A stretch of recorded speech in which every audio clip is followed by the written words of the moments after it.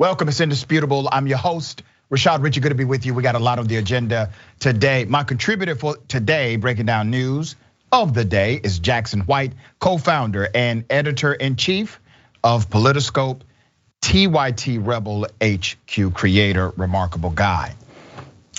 Top story of the day. A judge allows a cop who repeatedly raped a 14-year-old child. The judge lets him go home. He does not have to register as a sex offender. He gets no jail time. Let's put up a picture of the cop.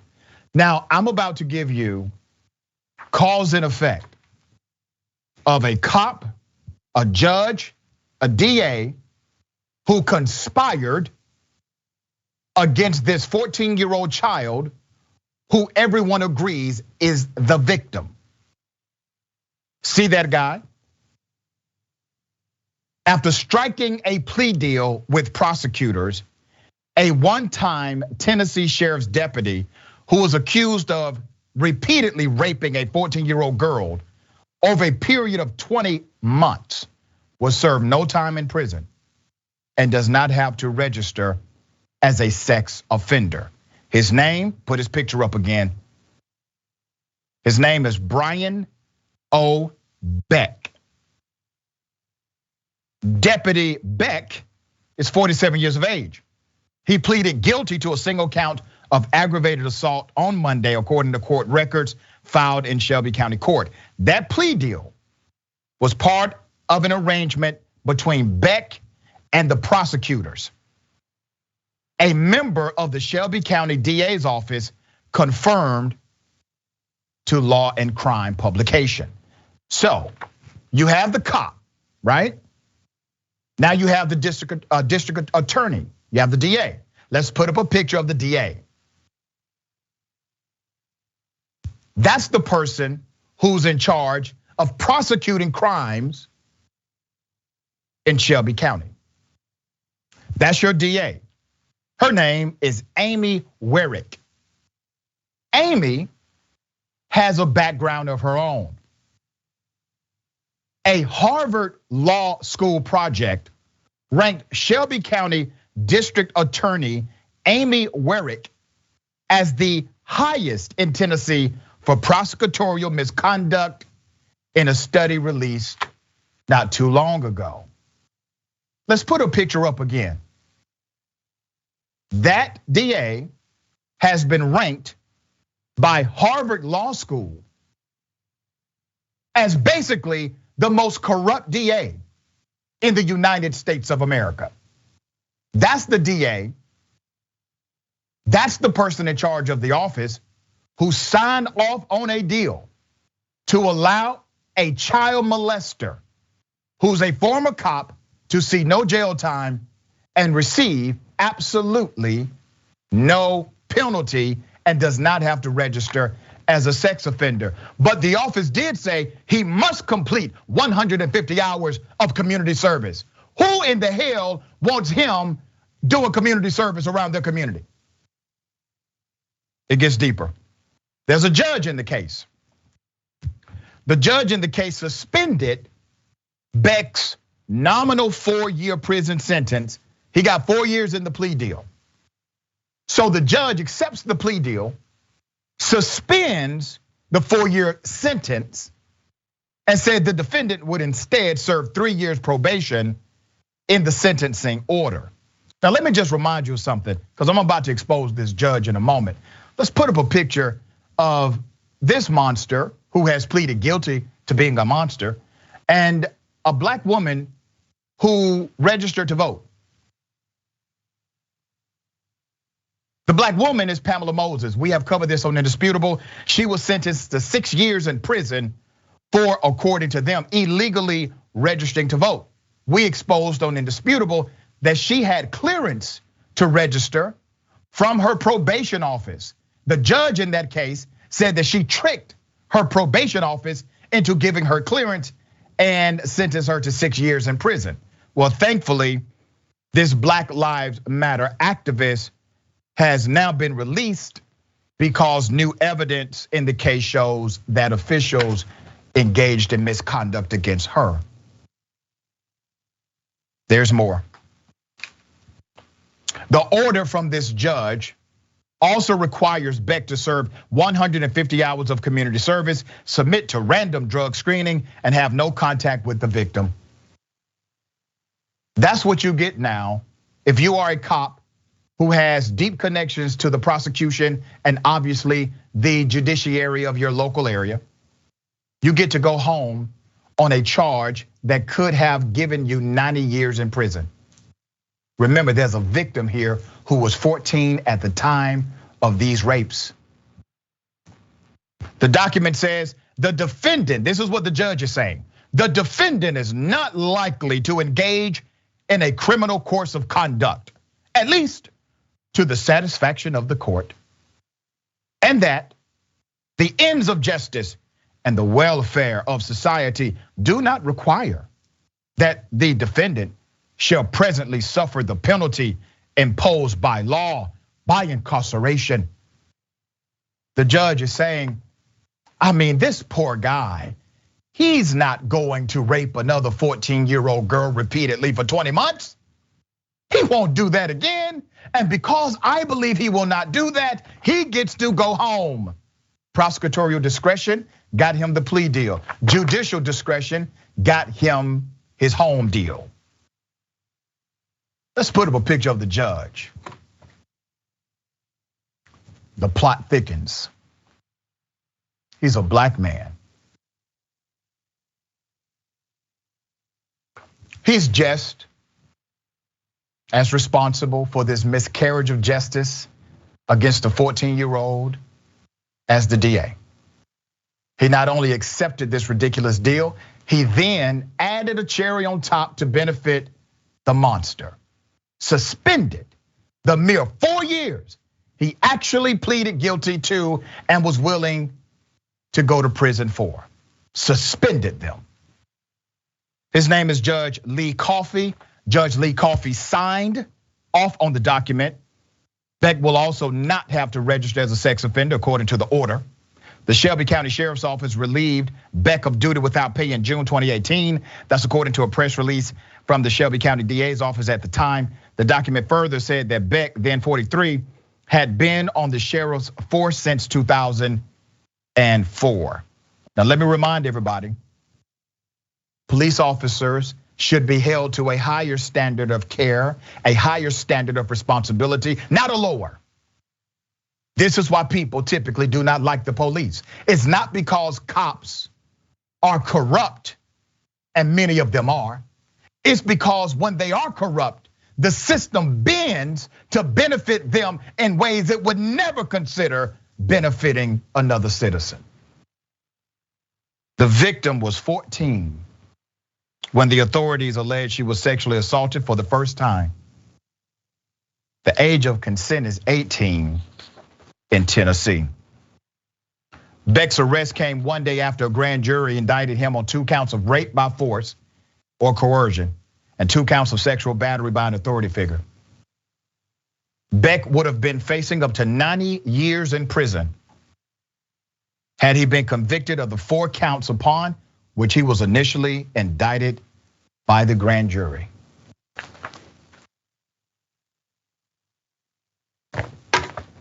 It was a 14-year-old child that he raped for 20 damn months. This DA, that judge, the cop, the prosecutor that prosecuted the case, don't give a damn about the citizens of that county. Let us not forget, George Floyd Policing and Accountability Act, if that would have passed, we would have had an opportunity to review the background of these cops. Jackson, what are your thoughts on this? So I think that what's clear here is the fact that power trumps the law each and every time. And this is why it's so important for all of us to not sit out, not just federally, not just locally, and anything that we see in our communities where we believe where we can be of assistance to make it better, we need to take those steps. Because at the end of the day, this man who committed this disgusting crime went free because the people who were in positions to put him away didn't feel like it. At the end of the day, the law is just a concept that we all agree upon. But power is things like money, positions, access to land, access to trade routes, things that people can hold in their hands. And we need to make sure that whether it's ourselves or people that we know, we have to be involved, because otherwise this is why it happens. He walked free just because of people in a position didn't want him to go to jail and suffer the consequences. And that's right. That's all there is to it. And both people involved in this miscarriage of justice against the 14-year-old are elected. That DA is elected, and that judge is an elected judge in Shelby County.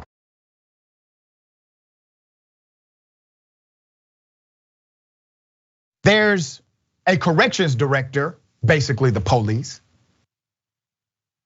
He aims his gun at other police officers. They are in fear of their lives, according to them. And what do? They do not shoot him. They do not try to kill him. They do not bring SWAT to knock in his door. They bring specialists to negotiate with him until basically 1 a.m. Let's put up a picture of this former corrections director. This is in Arizona, Tempe, Arizona. A former director of prisons had a blood alcohol level above the legal limit when he engaged in a 3.5-hour standoff with police last month. The man's name is Charles Ryan. You see him there. Police say Ryan discharged a pistol in a bathroom, which prompted his wife to call the police. That was about at 9:30 p.m. They stayed with him all night, even after he aimed his gun to shoot, as if he was going to shoot law enforcement. They did not kill him. They did not even arrest him. They did not even take him to jail. One of the officers at the scene said, and I quote, "I feared for my life," after Charles Ryan did not comply with police commands to put down the weapon in his hand. Charles Ryan was looking at the officer from inside his open garage. The officers were using a tactical vehicle in Charles Ryan's driveway as cover.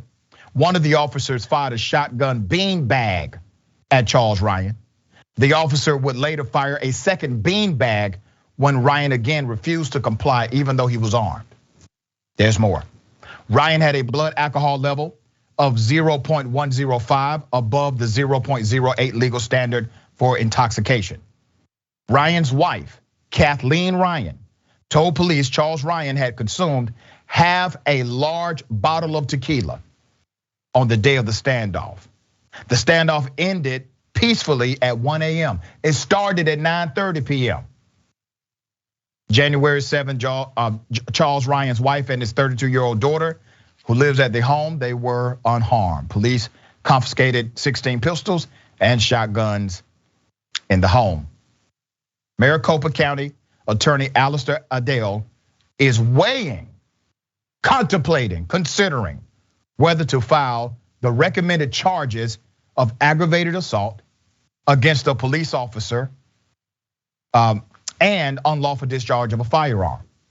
Charles Ryan retired as Arizona Corrections Director in 2019. He was well known in that area after a scathing report that he ignored persistent problems and broke in prison cell locks that put both correction officers and inmates at risk. So he was horrible at his job, didn't give a damn about the people under his authority, under his care. So now he's at his home. He's at his home, he's drinking too much, and he fires his weapon. He ends up injuring himself. Police are called, his wife and his daughter, they're scared, they're terrified. Police come, they give this man every benefit of the doubt. Let me tell you why they give him every benefit of the doubt. Even though he aims a gun at them, even though he's heavily armed, even though he has already discharged his weapon, even though the cops say, I was in fear of my life, but nobody shot him because he was a white man they respected. That's why nobody shot him. Not one cop, not one person opened fire because he was a white man they valued. See, they valued his humanity. And I'm not saying Charles should be dead, but I am saying that George Floyd should be alive. Amir Locke should be alive. Breonna Taylor should be alive. This comes back to culture. We keep talking about reform and policy. This comes back to culture. Don't quote statute to me when we know this is all about the way they perceive humanity and how humanity becomes of a different scale of value based on the skin color, reputation, and class of the individual that's in front of them. And until you change that culture in policing, it would never return back to public safety. Jackson, thoughts? So yes, culture and symbolism. So much to the point that it has power that they can have a gun in their face and fear for their life, but still see him as a troubled man who they need to talk down. But obviously a black man or a brown person or anybody, Latino, anybody in a situation like that, it's the idea that they're a threat before anything even happens that typically leads to, people being shot in the back or people being kneeled on their neck for 10 minutes and things along those lines. So exactly like you said, and kind of to the points that I made in the last segment we just did, is at the end of the day, culture and power trumps the law. It trumps whatever's supposed to be done. And the idea that this man is somebody who we should protect within our community saved his life.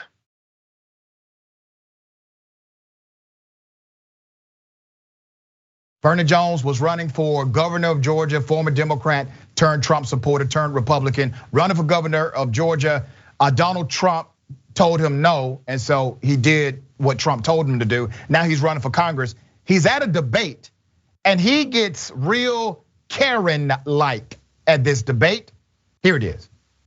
So good to have you here. Greg, I want to say this. Go ahead. In all fairness, I want to say to people here, I came here because I'm sincere. I came here because I'm a fighter. I came here to earn your support. But I'm not going to be subjected to politics. Now, I was selected to be the second person. Mike Collins was supposed to go first. And you're all now trying to change. Let me finish. I'm going to finish this real quick, Vernon. No, I'm going to finish this real quick. This is my event. You're here as a guest. So they don't want me to tell y'all the You are truth. here as a guest, sir. You're going to listen to what I'm going to say. I'm an hour and a half behind. I'm not making $1. Everybody's here because they want to watch people speak. Give your stuff. Let's go. As I said, they're playing politics. Because Mike, he wants to go second because all he does, everywhere he goes, he attacks me after the fact, and I don't have a chance to respond. I'm not going to play that game. He has called me some mean things. They actually tried to get my campaign manager tonight to go now and pull my name out of the hat. Let's have a drawing. No, we were told he was going first and I'm going second, and that's what's going to happen. Why don't you just talk about what you're here to talk about? I'm not going to do that. I don't play games like that. You know what the rules are. We all know what you are. You're not going to do it. Okay. I'm sorry this happened, but I don't play games like that. I'm here. I came here because I'm here about showed up after 7 He was o'clock. supposed to look. You showed up after 7 o'clock when this meeting started. So if you were here when your time slot was ready, enough. My time slot was 8:30. I was here before 8:30, and I was told well in advance that I would be the second person after Mike Collins. Now they changed the rules on me. Now if y'all don't think being fair is being fair, then that's fine. I'm not going to subject myself to this. That's not right. And he does have the right not to speak if he wants not to, so don't hold against him. He's campaigning on the platform that he is in fact the black Donald Trump. That's what he's saying in Congressional District 10 in the state of Georgia. He found out really quickly that he is not anywhere near Donald Trump because Trump, they would have never chumped him off like that in that room, Vernon Jones. Vernon is complaining about white bigots mistreating him when he has done everything to please them.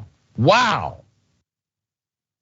Maybe they did lie to Vernon Jones. Maybe they did tell Vernon, hey, Vernon, you're going to be second because Mike Collins always talks about you second and you don't have the opportunity to respond. Maybe they did.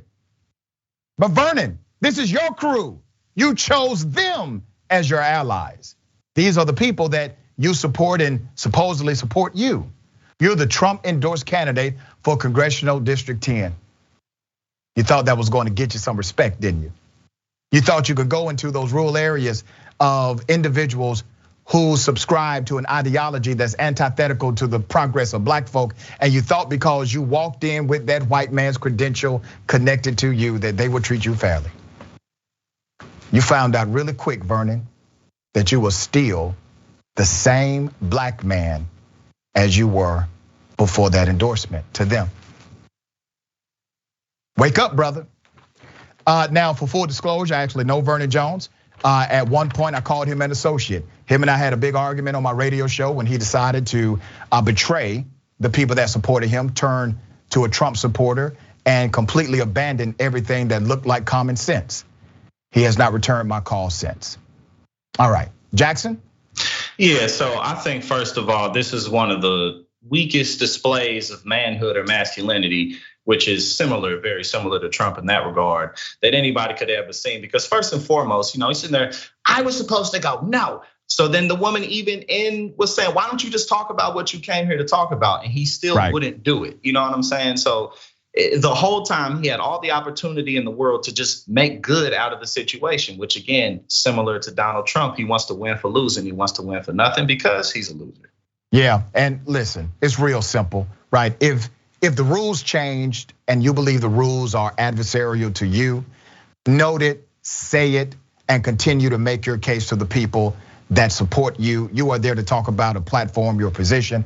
And if you're not able to handle somebody switching who goes first in a debate, if you can't handle that situation better, good luck in the US Congress. Good luck in any position of leadership. It was immature, it was ridiculous, and it looked insane for me and probably everybody in that room. All right, we got more on the other side. It's indisputable, stick and stay.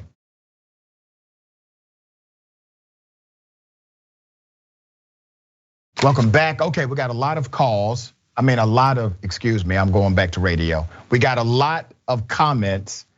Before I get to the comments, let me remind everybody, every day, every weekday, the watch list, the big homie J.R. Jackson, a remarkable show that's live weekdays, 12 p.m. Eastern time, 9 a.m. Pacific time. He covers a lot of ground: news, politics, culture, current events, sports, and more. This is a 10-week test series. Make it happen, all right? On tomorrow with him. Yeah, good stuff. All right, we got Jackson on there tomorrow. YouTube.com/watchlistTYT, subscribe there. And do both. Facebook.com/watchlistTYT. Don't forget about Aspiration Zero. Aspiration has the first ever credit card that gives users the ability to eliminate their carbon footprint. Each time the card is swiped, Aspiration's global partners will plant a tree. Now you can fight the climate crisis through your wallet, eliminate your carbon footprint, and get cash back in the process. Get started, real simple. TYT.com/0. TYT.com/0. On the Aspiration Zero MasterCard issued by Beneficial State Bank, member FDIC. Podcast, I'm looking forward to this. The Bituation Room. Francesca is now part of TYT. All right, so join my dear sister and her famous friends as they deliver an hour of laughs and analysis. It will leave you with plenty to talk about while laughing at the same time. New episodes are available on Mondays. Listen on Apple Podcasts, Google Podcasts, wherever you listen to podcasts as part of the TYT network. Ladies and gentlemen, I wish a Karen would. You want to call the police on them for having a barbecue on a Sunday. I feel free. Back off. I'm going to tell them there's an African-American man threatening my life. I witnessed a Starbucks Karen firsthand today. Hey.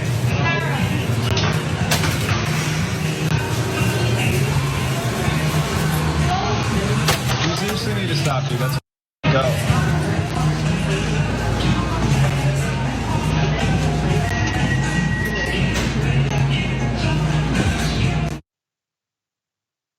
Not the grab and go food, Karen. Okay, this was at a Starbucks. The employees, I gotta give it to them. They were professional. They did not become irate. I would have, but they were very professional. And here's the thing. According to the narrative, and we have a little bit of the narrative here, she was asked to leave. That Karen was asked to leave, okay? She got upset because of that request. When she got upset, she decided to throw food on the floor. Not a way to handle disagreement. The TikTok was posted by Tony Aguilar at Tony Ags, has received 2.1 million views. That's going to be a whole lot more today. In the caption of the video, he said the woman threw a tantrum after Starbucks workers asked her to leave. It is unclear why she was asked to leave, all right? Okay, still a criminal offense. I'm sure she did not get arrested. I'm sure Starbucks did not press any charges. But once again, we provide a mirror, an opportunity for reflection and correction. Jackson, not a way to handle a simple disagreement at a Starbucks.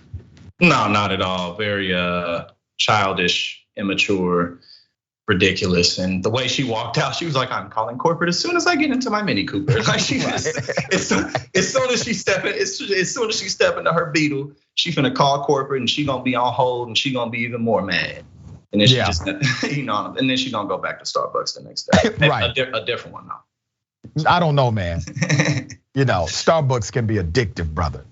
Here's the thing also. People that work in these service industries, they deserve respect, even if you disagree with them. Even if you do not agree with the decision they've made, you have remedies. You have a Google review, you have the opportunity to email corporate, you could call their manager later. There are things you can do that still is within the context of decency. But throwing food on the floor, absolutely childish. All right. Donald Trump talking a big game, saying that he would have started World War III with China and Russia. So Donald Trump said, hey, we should drop bombs and put on our airplanes symbols from China to make them think the Chinese did it. Yeah, that's what we'll do. All right, so let me give you this story, it's ridiculous. The former president spoke to GOP donors in New Orleans. This was on Saturday. He did an 84-minute speech. That's his thing, right? He just rambles, okay? He mused over the idea that the US should label its F-22 planes with the Chinese flag and bomb the ish out of Russia. That's according to a recording of the speech. So let me give you some quotes here from the speech. Trump said, and then we say, China did it. Let me say it like Trump. And then we say, China did it. China. We didn't do it. China did it. And then they start fighting with each other. And we sit back and watch.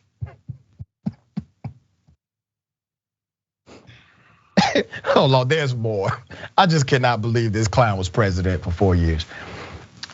This remark was met with laughter from the audience of donors. A now viral clip posted on Friday, a day before these remarks, a bystander had recorded John Daly talking with Trump during a Thursday phone call. Trump claimed Russia would have never attacked Ukraine when he was president because of his relationship with Vladimir Putin. Here's the audio. Praise them. Yeah. They're all saying, oh, he's a nuclear power. It's like they're a friend of him. He was a friend of mine. I got along great with him. I say, Vladimir, if you do it, we're hitting Moscow. I said, we're going to hit Moscow. And he sort of believed me, like 5%, 10%, that's all you need. He never did it during my time, John, No. We're all talking about it. No, it's Why funny. did he do this during the last 4 years? Because he knew he couldn't. It's funny how she didn't bother you either.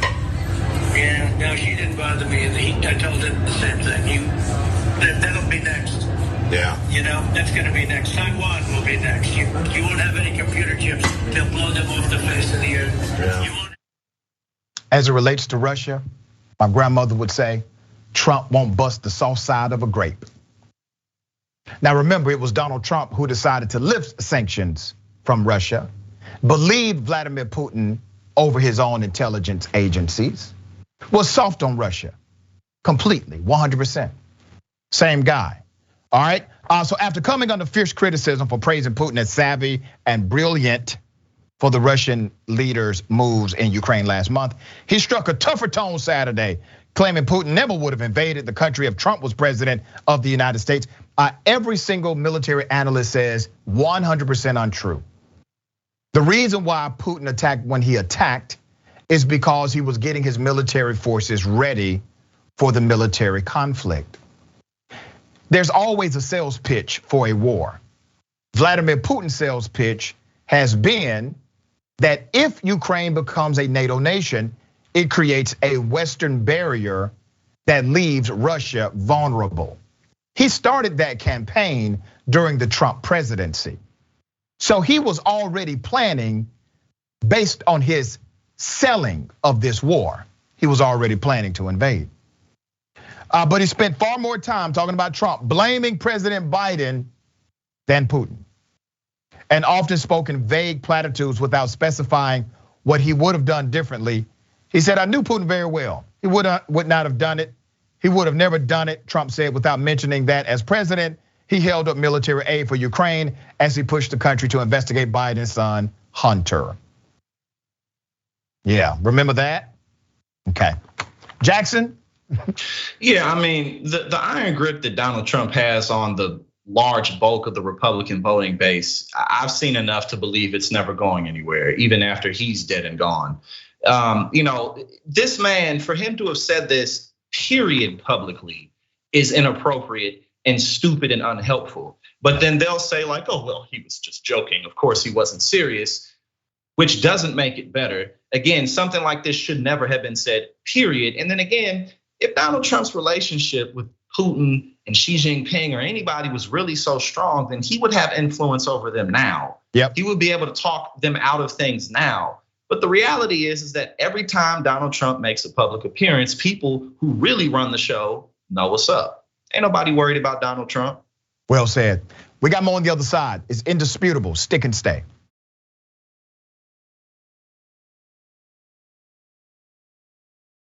Welcome back. We still got a lot of show left. Let me read some of these comments. I will read as many as I can, okay? Lynn says, you can also send emails, notify corporate, etc., to praise service workers. And that is a good idea and well said. Thank you for saying that, Lynn. Jess B. Anti-Racist says, use a US jet fighter with a Chinese flag. This from the person who claimed, I'm like a very smart person. All right. Police chief had the audacity to try and promote black people, minorities, inside of the police department. They fired him. Let's put up his picture. His name is Chief Larry Serrato. He's now a former chief. He was the chief for the city of Fort Lauderdale, Florida. He has been fired. They say that he engaged in discrimination against white people. The city of Fort Lauderdale has fired their police chief, Larry Serrato, who has been in office for less than a year, approximately 8 months, following allegations of discriminatory practices for promotions. Now, remember, this guy comes in because they need a new image. They literally recruited saying, we need a new face to the public. We need more trust with the community. And they recruited this guy. They hired him. They knew that he had a hardcore message and ideology about diversity in policing. He's a real police officer. He's been a police officer for a long time, all right? Came through the ranks, but he's one of the good guys. He believes in diversity, believes in fairness, believes in transparency and accountability. And he practices what he preaches. So he gets hired to change the face of that law enforcement department. And he decides to promote people of color. He did this. He promoted women. He did this. He was cool with promoting people who were members of the LGBTQ community. All right. Serrato told CNN Saturday that the report that triggered his termination from the department was vague on the facts and was largely based on hearsay. Don't you find it ironic that he gets fired for promoting minorities? But if he would have had a history of shooting them, he would be protected by the police union. He would be protected by the governor of Florida. He would be protected by pro-police activists. But he had the nerve to actually promote black people and others inside of his department. There's more. The investigation concluded that during his time as police chief, Serrato implemented an approach to hiring and promotion that was unfairly focused on minority candidates. The report said this chief once pointed to a conference room wall displaying photos of the department's command staff and stated, "That wall is too white. And I'm gonna change that." He actually admitted, he said, "Yeah, I said that." He admitted it in the interview with CNN. He said, "Yeah, I stand by that. I said it, I meant it, no issue." Serrato told CNN he promoted 15 people. Now look at the numbers here. He promoted 15 people from August to November. Why? He's the damn chief. That's why this is called an employment decision. He's the chief. He gets to make these decisions. So he promoted 15 people. I'm about to show you his real crime, at least to them. And of that group, 6 out of 15, 6 people were ethnic or gender minorities selected for promotions based on their merit. None of them were promoted because they were a protected class, he said. They were promoted because they were the best candidates. Who gets to determine who's the best? The chief does. In the police department, the chief gets to determine who's the best candidate for a job, who's best qualified for a job. Remember, all of these things are very subjective to whoever is in charge, right? So he makes an employee decision. He makes an employment decision. And he does what a chief is supposed to do. He promotes some people. Out of the 15 he promoted, 6 of them were ethnic or gender minorities, which means what? The rest of them were what? They still winning. Serrato said he has obtained legal counsel and is planning on filing a wrongful termination lawsuit against the city. I encourage him to do so. I think he will win. When asked about his approach to promotions, Serrato told investigators he was going to consider diversity at every opportunity, and he had to be intentional in his decision-making process. Nothing illegal about that statement whatsoever. As a matter of fact, that's part of some guidelines from the Equal Opportunity Employment Division of the federal government. His words match their particular guideline. If promoting diversity, now this is why I like this guy. This is what he said. If promoting diversity is the hill I'm going to die on, I will sleep well tonight. I won't allow them to tarnish my reputation. I won't allow them to tarnish the work that I've done in the 24 years I've been in this profession. He's been a cop for 24 years. Once again, if he would have shot and killed unarmed black folk or brown folk, he would have been protected by the statutes, by the culture, by the policy of law enforcement. But he promoted people that normally do not get those promotions. Following a thorough and extensive investigation, the city did a thorough investigation of employee complaints at Fort Lauderdale Police Department. The city manager determined that it was in the city's best interest to separate employment with the chief. They said that in the statement. Jackson, when you go deeper into the story, you actually find out there was one particular white male who had tenure for 20 years, and he passed that person up for a promotion, and that's what set off so much of this. It was because of that. Go ahead, brother. What are your thoughts on this case? Of course it is. And let's examine really why Officer Larry Serrato got fired. And it's because not only would he have weakened the power structure of the Fort Lauderdale police force, but he also, ironically, would have made it more efficient and more effective. Because one of the biggest problems with police forces all across the nation is that we often have officers who didn't grow up in these communities or don't really even spend much time in certain communities, who are sent there to protect them. And so that often is why a lot of officers, look at people in these communities as criminals, as bad people that you have to contain in some type of way. And so mixing it up a bit, being able to not just provide more representation, but also people from these communities will provide more trust between law enforcement and the public and just make them better at their jobs as a whole. But of course, what would that mean? It would mean that they wouldn't as easily be able to get away with things that they typically do and things that we typically cover on shows like this. So that's really all it was about. And think about what this chief was trying to do. He was literally trying to save that police department from itself. Yep. You have a more diverse police force, You have a police force that looks more like the community. You put people in position that are qualified and also have a passion to serve and not simply police. When you do that, that community and the equity, the trust equity starts to increase. That's the idea. The idea is to create bridges that have been torn down because of the distrust between community and cop. And this cop tried, and look what happened to him.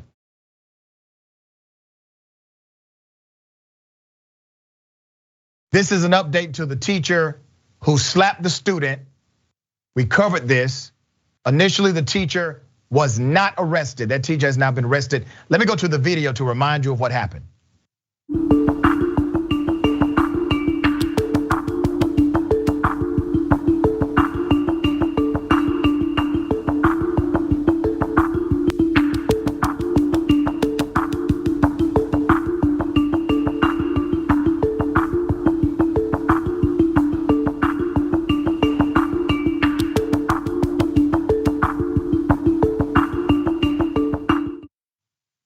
Let's put up the scumbag's picture. He is, by the way, an avid Trump supporter.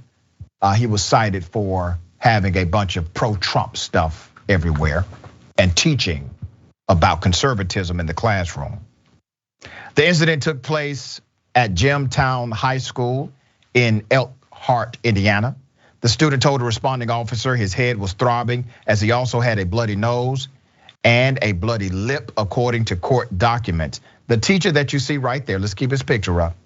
His name is Michael Hosinski, 61 years of age. The reason why he slapped the student is because the student was wearing a hoodie. Hoods are not allowed in the school except on special days per the school's handbook. But slapping is not allowed either. Now, after this happened, the school teacher was able to retire early with full benefits and no arrest. Well, after public pressure from shows like this and others, that teacher has been arrested. The medical staff that treated the student and administrators had contacted the Elkhart County Sheriff's Office. They did treat the student there. I mean, there was a medical staff, child services was eventually contacted. The teacher, who's now retired, right?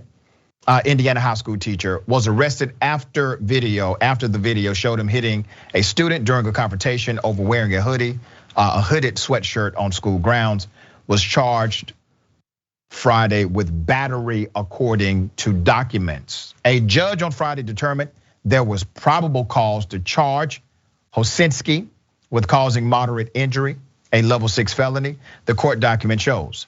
The teacher was arrested Thursday after a police investigation. Authorities said he was released the same day on $1,500 bond, according to the document. The 40-year teaching veteran, who a school media post named is Teacher of the Year in 2020, had planned to retire as a world civilization and sociology teacher in June. That's according to a board meeting. Less than 2 hours after the teacher hit the student, he requested that the Balgo Community School Board grant him early retirement. Superintendent Byron Sanders said in a letter to families on Sunday. On February 28th, the school board unanimously approved the early retirement request. Now remember, they know what he's done, all right? They know he's physically assaulted and committed a felony against a child. So this teacher will now receive his usual retirement benefits, a source familiar with the board policies told CNN. Let's put up a picture of the superintendent. There he is. His name is Byron Sanders, all right? They signed off on this deal. You know, when you get early retirement, that's typically a promotion of sort. That's a bonus. You've done something good, not something bad. Also, the principal, Tim Pletcher, let's put him up. You get some of this business too, Tim. Jackson, all of these professionals who are charged with taking care of our children, it seems as if when they physically abuse children, they violate the public trust. It's a team of individuals who will protect them and not the child who has been assaulted. What I'm curious about is, this guy was approaching his retirement. He had been teaching for 20 plus years. What other types of incidents have we missed? whether that be in the school or domestic issues at home and things along those lines. Because not only did he get physical with this student, but he also felt the need to teach whatever his version of conservatism and patriotism was to the classroom.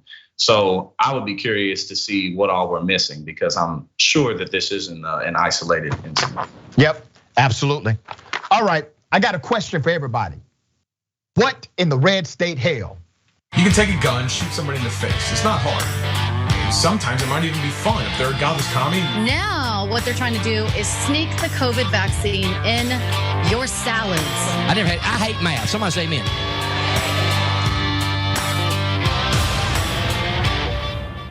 I'm going to tell you right now, I've been working on it 5 months, and we're doing a class action. Actually, I'm announcing it here.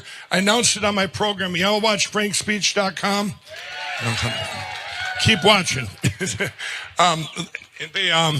But it's a class action lawsuit against all machines and that they're defective devices, okay?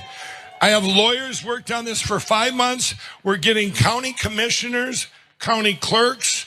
They're all the plaintiffs, and we've already got about 300 on board. And we're going to get rid of these machines once and for all for any election in history.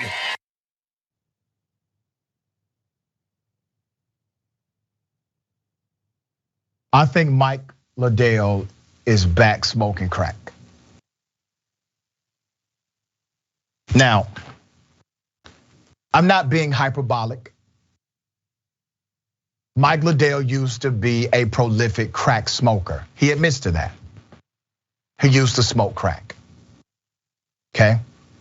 I work with several nonprofits that engage in rehabilitation services for those dealing with addiction. I was a drinking man myself.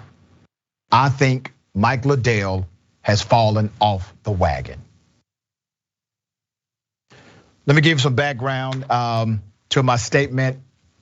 The My Pillow guy, the Pillow Project, kept Lindell's cocaine addiction at bay, but it never went away entirely. And then I got into crack cocaine, he admits.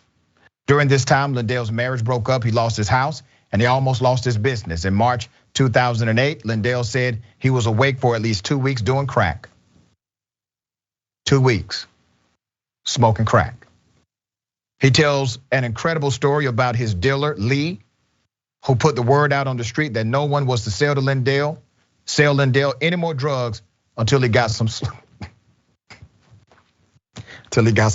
I'm not laughing at Lindell, but this was a very thoughtful drug dealer. Right. Okay, regardless of the delusion about him suing all machines, that's what he said. There's only one machine killer that I know. Sarah Connor. All right, here's the thing. I sincerely believe that something's going on with Mike Lindell. I think he has perhaps fallen off the wagon. I've worked in addictive services for many years. He has so many signs that there's something else happening with him. I hope he gets the help he needs if that is the case. But let's go back to the substance of his commentary. He's going to sue all machines. Jackson, thoughts on that statement? Yeah, I agree with you because just in general, not only does this particular comment and this particular video not make any sense, but the behavior that he's been really demonstrating for the past months and months doesn't make any sense either. And for someone who would be more in a rational state of mind and kind of just on earth like everyone else, they would have stopped by now because he really isn't gaining anything from this at this point. So I agree with you 100%. What he's doing just really doesn't make any sense unless he's literally somewhere else. Yeah. All right. My dear brother, always a pleasure having you on the show. Tell people how they can follow you, check out your great work. Oh yeah, just check me out on Rebel HQ. I make videos Monday through Friday talking about this and that going on in the country. And check me out on the watch list tomorrow with J.R. Jackson. It's the Jackson and Jackson hour. You know what I'm saying? I love it. I'm looking forward to it. You know what I'm saying? It's gonna be good. But yeah, definitely, it's always good to be on here with you, and I'm looking forward to next time. Thank you, my man. We'll talk soon.